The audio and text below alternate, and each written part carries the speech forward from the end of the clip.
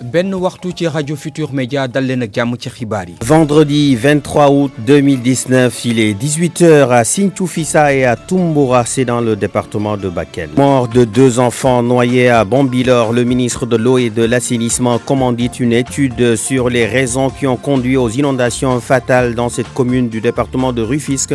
En attendant, Serigne Mbaye Thiam a remis aux familles touchées 1 million de francs CFA. 2 plaintes pour faux et usage de faux sur les 94 milliards de francs CFA du titre foncier 1451R.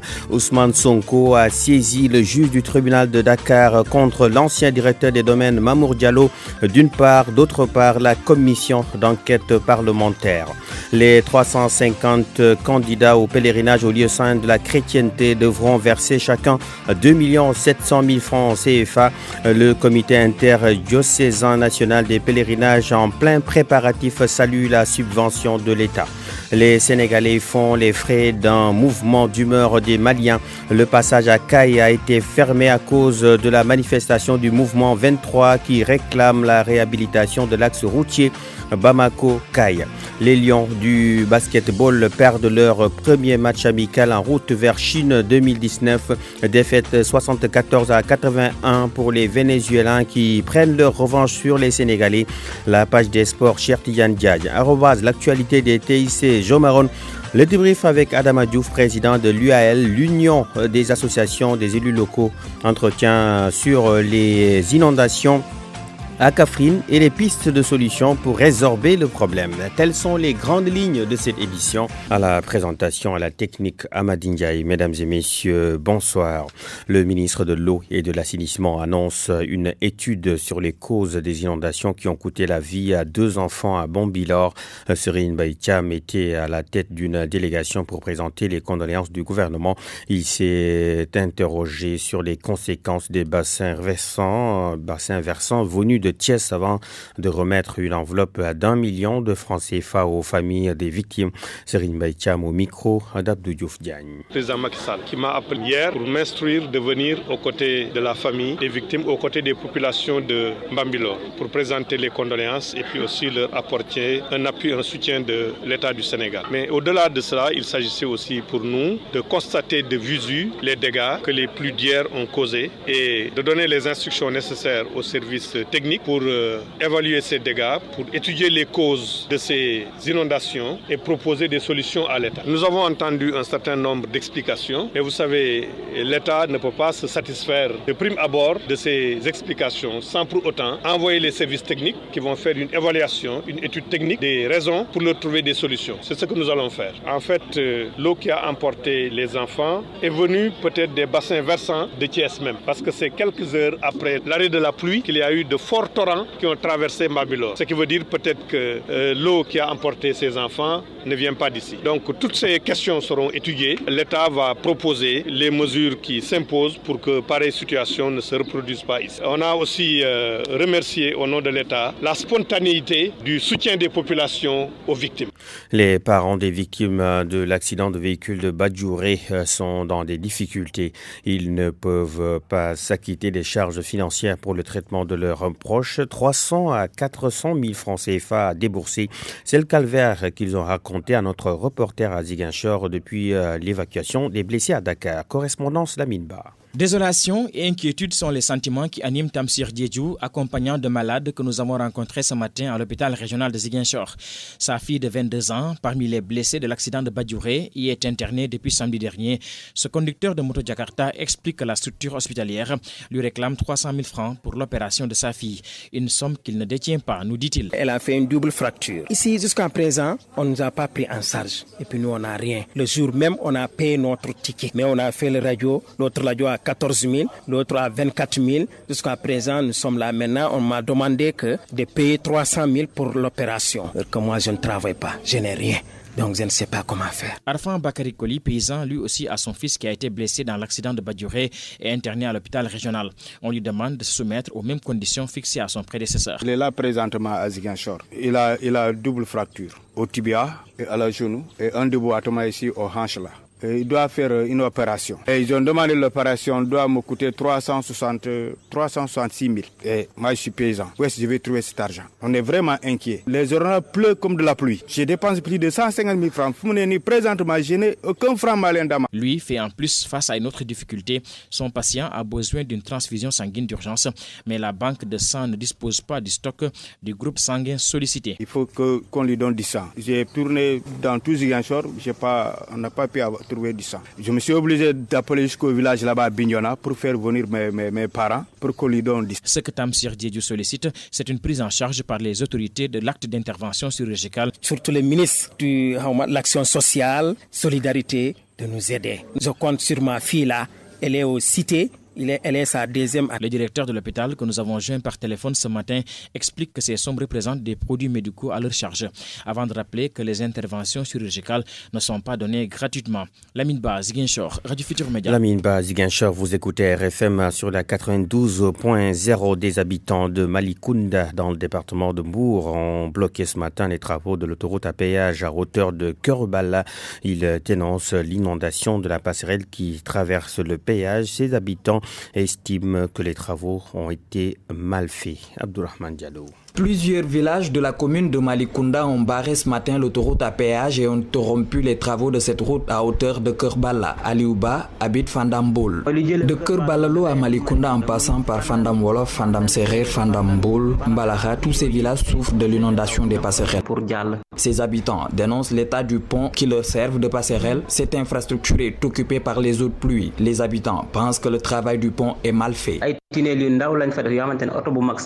Ils ont construit des tunnels étroits. D'ailleurs, même les voitures peinent à passer par ici. Et s'il pleut, les tunnels sont remplis d'eau, ce qui nous coupe du reste du monde. Les enfants et les femmes ont tous les problèmes du monde pour traverser, ce qui rend compliqué les choses et qu'ici, on n'a aucune infrastructure de base pour satisfaire nos besoins. On est obligé de traverser le péage pour vaquer à nos occupations.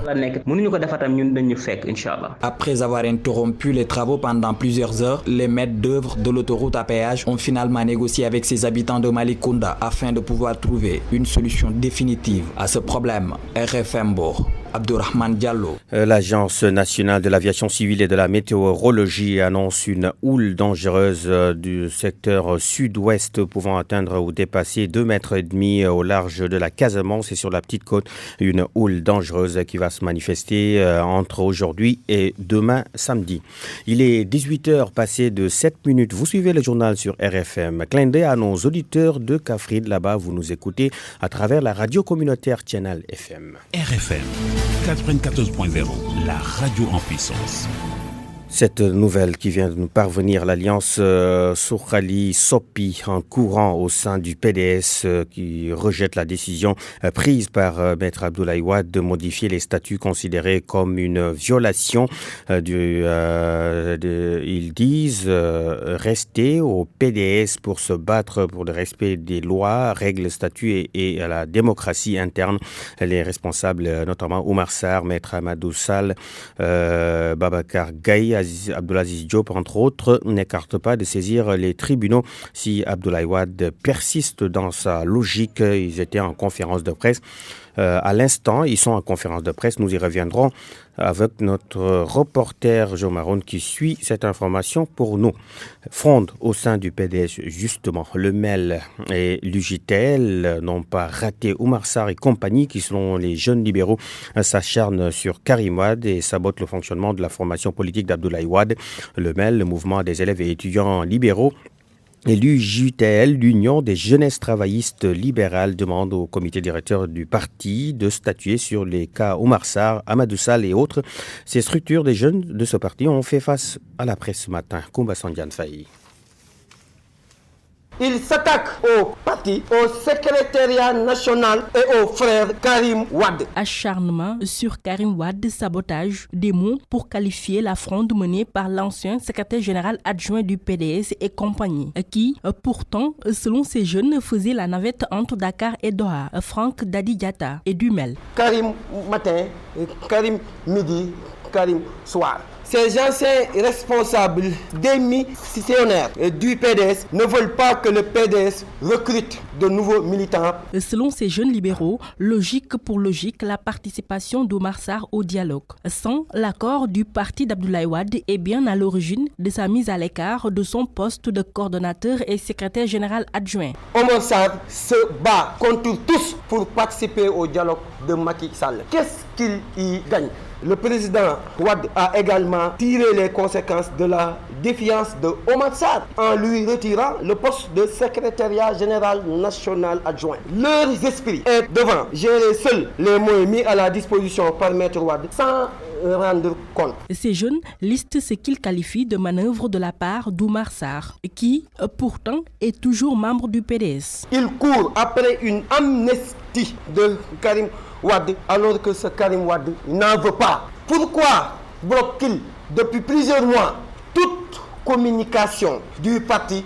Peut-il affirmer que lui et Amadou Sall n'ont pas rencontré Macky Sall? On nous dit sur la gestion d'Oumar Sarr, c'est ce que souhaite le MEL et l'UJTL. Ces jeunes appellent le comité directeur à statuer sur le cas d'Oumar Sarr et compagnie. Le leader du parti Pastef Les Patriotes a déposé ce matin, par le biais de ses avocats, 2 plaintes contre l'ancien directeur des domaines et Mamour Diallo et la commission d'enquête parlementaire, plainte déposée devant le tribunal de Dakar. Mamour Diallo et compagnie sont poursuivis pour les délits de faux et usage de faux. Le député estime que la commission d'enquête parlementaire a violé le règlement intérieur de l'Assemblée nationale en divulguant des informations relatives à ses travaux. Maître Khourey Chiba, un des avocats d'Ousmane Sonko, est au micro d'Amadou Sabarba. La première affaire concerne le sieur Mamour Diallo, qui était le directeur des domaines, Meïssa Ndiaye, qui était en ce moment le chef du bureau des domaines, Ngor Almadi, et monsieur Seydou Sarr, représentant 2 sociétés, et enfin X comme personne non dénommée, non identifiée et que l'enquête peut se charger de révéler. Ces faits sont passés le 22 août. C'est ce jour-là que monsieur Mamour Diallo et Meïssa Ndiaye ont signé avec le monsieur Seydou Sarr, représentant les 2 sociétés qui s'appellent Sofico SA et CFI SA, 2 actes d'acquiescement. Sans entrer dans les détails, le premier délit que nous avons poursuivi est le délit de faux, parce qu'il y a un faux intellectuel. Ils sont reprochés donc à monsieur Seydou Sarr, mais pour l'usage à M. Mamoudou Mamour Diallo, Meïssa Ndiaye et X. La seconde plainte, portée par les mêmes avocats, s'adresse cette fois-ci aux éminents membres de l'Assemblée nationale qui composaient la fameuse commission d'enquête parlementaire, qui ont pour nom M. Aïmerou Nying, M. Chersek, président de cette commission d'enquête, escalité, et enfin Mme Yémé Ndiaye Ba. Ils ont communiqué en public et divulgué, déclassifié des éléments objectifs d'une affaire, en violant délibérément les dispositions expresses de l'article 48 du règlement intérieur de l'Assemblée nationale. Nous vous tiendrons informés du déroulement étape par étape de cette procédure. RFM, la radio de toute l'actualité. Je vous disais en titre, le comité interdiocésain national des pèlerinages catholiques était en conférence de presse ce matin. C'est dans le cadre des préparatifs du pèlerinage au lieu saint de la chrétienté. 350 pèlerins sont attendus pour cette année. 2 700 000 francs CFA. C'est la somme versée que devra verser chaque pèlerin, un prix inférieur au coût, avec la subvention de l'État du Sénégal. Pour cette année, l'itinéraire, c'est Terre Sainte, Lourdes, Rome. Le thème retenu, pèlerinage de l'Annonciation. Écoutons à ce propos Monseigneur Pierre Paul Abel Mamba, président du comité interdiocésain national des pèlerinages catholiques, au micro d'Oumoukal Somli. Où nous allons, au nom de notre pays et de notre Église, former une communauté itinérante qui doit visiter les lieux saints de la chrétienté. Alors, il n'y a pas de particularité, si ce n'est les personnes qui doivent faire ce pèlerinage. La plupart, c'est la première fois qu'ils font ce pèlerinage. Et ils sont aidés par ceux ils ont une certaine expérience. Il y a le groupe des prêtres, ils sont 12. Cette année, le pèlerinage sera conduit par l'évêque de Thiès. Et c'est l'encadrement spirituel qui est le pivot un peu de ce pèlerinage, puisque c'est un pèlerinage essentiellement confessionnelle pour aider les chrétiens à promouvoir leur foi chrétienne. Ensuite, nous avons l'équipe d'encadrement du SEMPEC qui est chargée d'aider les prêtres et puis tout l'encadrement à organiser matériellement le pèlerinage. Ensuite, nous avons l'équipe d'encadrement médical. À l'instant, Paul Abel Momba, qui est donc le président du comité interdiocésain national des pèlerinages catholiques. Des Sénégalais sont bloqués à la frontière entre Bamako et Dakar. Des ressortissants de Caille qui s'insurgent contre le mauvais état de l'axe Bamako-Caille ont fermé le passage dans cette zone. Un mouvement intitulé Mouvement 23 a d'ailleurs vu le jour pour, disent-ils, mener efficacement ce qu'ils appellent le combat pour la survie. Malik Konaté, journaliste ressortissant de Caille, est joint par Famadion. Tout le tronçon Kati-Caille est bloqué depuis hier soir à 0h. Nous avons quitté à Bamako vers 5h du matin pour rejoindre Caille pour faire la couverture au niveau de Caille. Et hier à 0h, Caille a coupé la route et ils ont coupé la frontière jusqu'à Kolokani. La Kolokani aussi a coupé, Kati aussi a coupé, Kenyeba a coupé et ensuite il y a Nyoro aussi du Sahel. Tous ceux qui ont quitté quand même Dakar hier matin sont tous passés la nuit à la frontière du Mali et ils ont passé toute la journée là-bas parce que les routes sont bloquées. Et c'est ce soir vers 1h du matin qu'ils vont prendre la route pour rejoindre Bamako. Cette brève dans le cadre de la rationalisation des dépenses publiques. Le gouvernement du Sénégal a décidé de fermer le consulat de Bordeaux. Les Sénégalais ont mis en place un collectif pour s'opposer à cette mesure et aussi pour démontrer toute l'utilité de ce consulat. Abdoulaye Sow, le porte-parole du collectif des Sénégalais de Bordeaux. Vous l'entendrez dans nos prochaines éditions avec Laoubé Diagna. 18h16. Bonsoir, cher Tidiane Diagne. Bonsoir à vous, Mamoud Mardion. Bonsoir à tous. RFM Sport. Mondial masculin de basketball. En match amical, le Sénégal concède une défaite face au Venezuela. C'était ce matin en Chine. Le score est de 81-74 en faveur de l'équipe du Venezuela. Notez qu'à la mi-temps, le Venezuela était aussi devant à 44-32. Le mondial démarre le 31 août prochain. C'est en Chine. Nous parlons autre chose à Marion.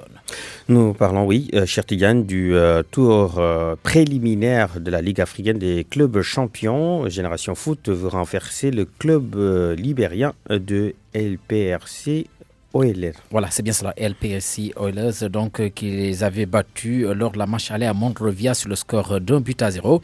Génération Foot qui va accueillir cette formation du Libéria demain au stade Lat Dior de Thiès veut passer ce cap des préliminaires, c'est-à-dire marquer au moins 2 buts et ne pas en encaisser. Et là, ils sont confiants. Nous allons écouter leur entraîneur. Il s'agit de Djibril Fall.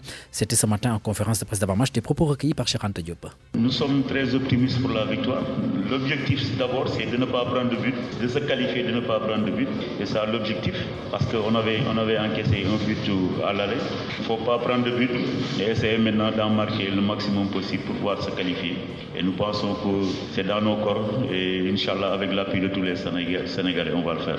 Je pense que pour l'Afrique, chaque match est un défi. Et bien sûr, nous avons perdu la match aller. Le match retour, il n'y a pas de calcul à faire. Moi, je pense que ce qui est impératif, c'est la victoire. Donc, et nous travaillons pour la victoire et nous pensons que avec le travail effectué durant toute la semaine, avec maintenant l'appui également de tous les Sénégalais, je pense que nous allons atteindre ce résultat qui est la qualification. Génération Foot LPRC Oilers du Libéria, c'est demain samedi à 18h au stade de la Dior de Thiès à suivre en direct sur la radio Futur Média.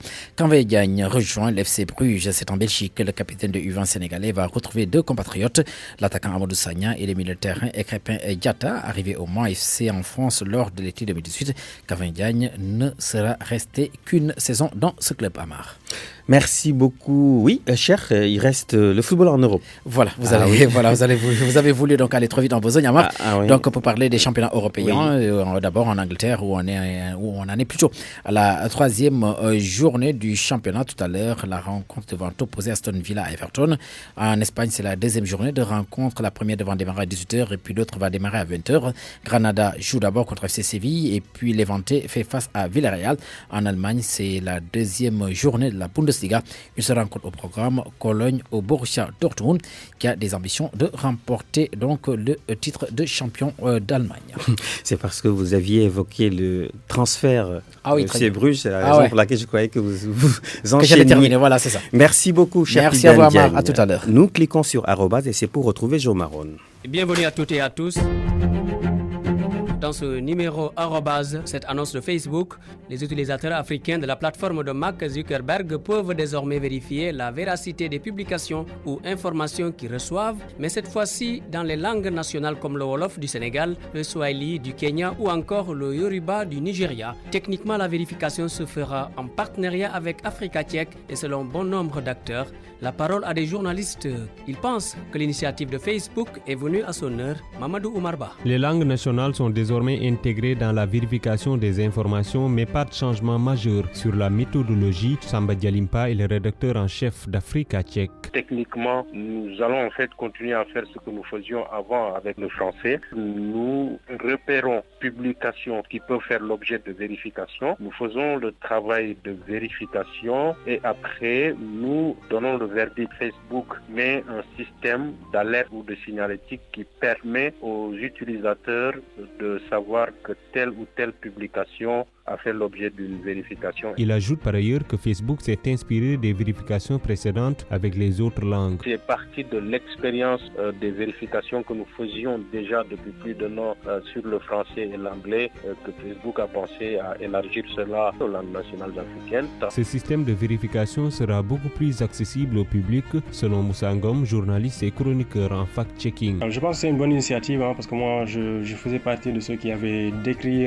le rôle très passif qu'avait joué Facebook dans la précédente période électorale où il y a eu une très grande propagation de fausses informations. On avait beau signaler mais il n'y avait rien qui n'était fait. Donc ce programme-là, je pense, c'est assez innovant. Surtout lorsqu'il intègre le Wolof, ça permettra que les vérifications soient beaucoup plus accessibles au public. D'après certains analystes, Facebook, à travers cette initiative, essaie de blanchir son image en Afrique parce que critiqué un peu partout à cause des scandales répétitifs. Les lenteurs et autres désordres dans l'octroi des pièces d'état civil. La situation sera bientôt un mauvais souvenir dans le Saloum. Une douzaine de communes de Kaolack disposent désormais d'un logiciel de gestion des pièces d'état civil, un projet de dématérialisation rendu possible grâce au conseil départemental de Kaolack.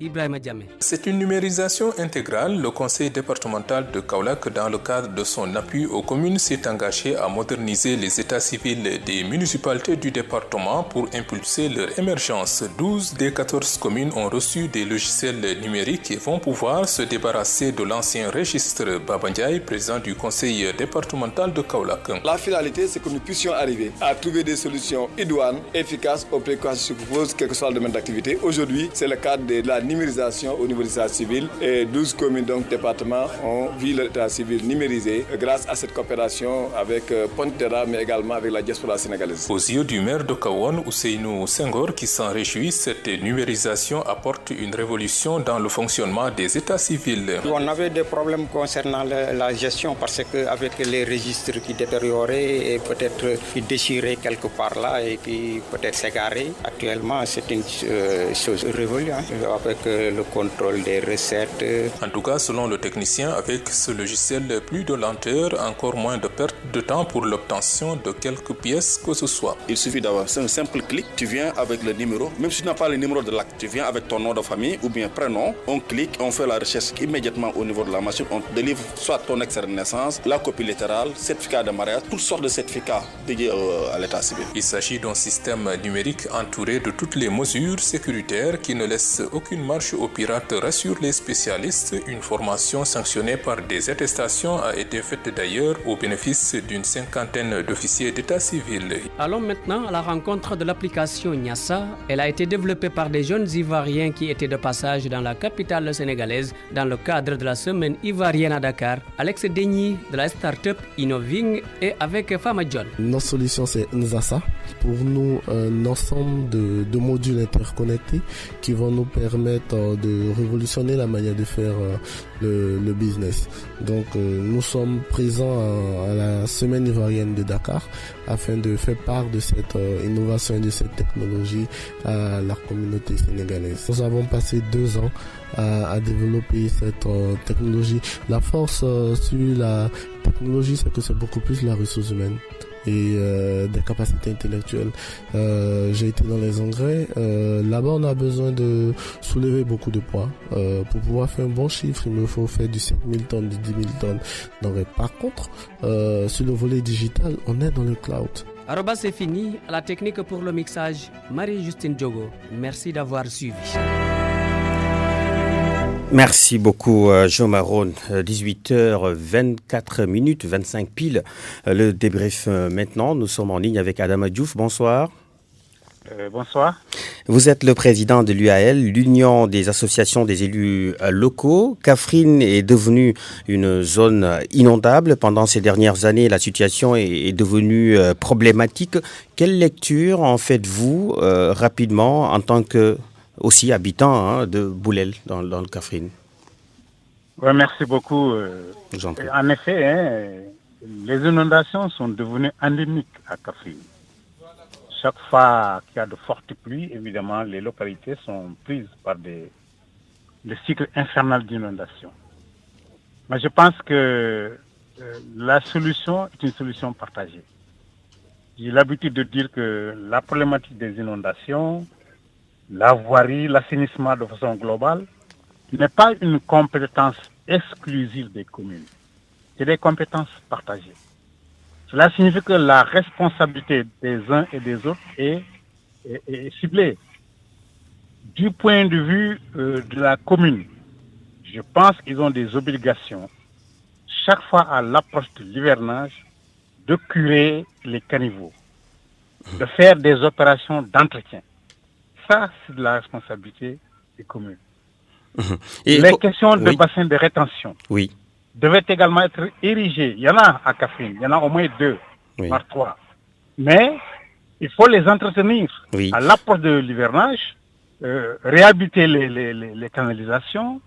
Tout ça aussi, c'est important. Il y a justement, Adama Diouf, le bassin de rétention Jamagun Centre, juste à côté de l'école 5. Il y a le bassin qui est rempli d'eau, pas de sécurité. Il y a même eu des bœufs qui ont été sauvés de justesse par des sapeurs-pompiers. Ce bassin n'est pas un bassin fonctionnel. Le bassin qui est fonctionnel, c'est celui que tu vas voir à la sortie de Kaffrine sur la route de Tambacounda.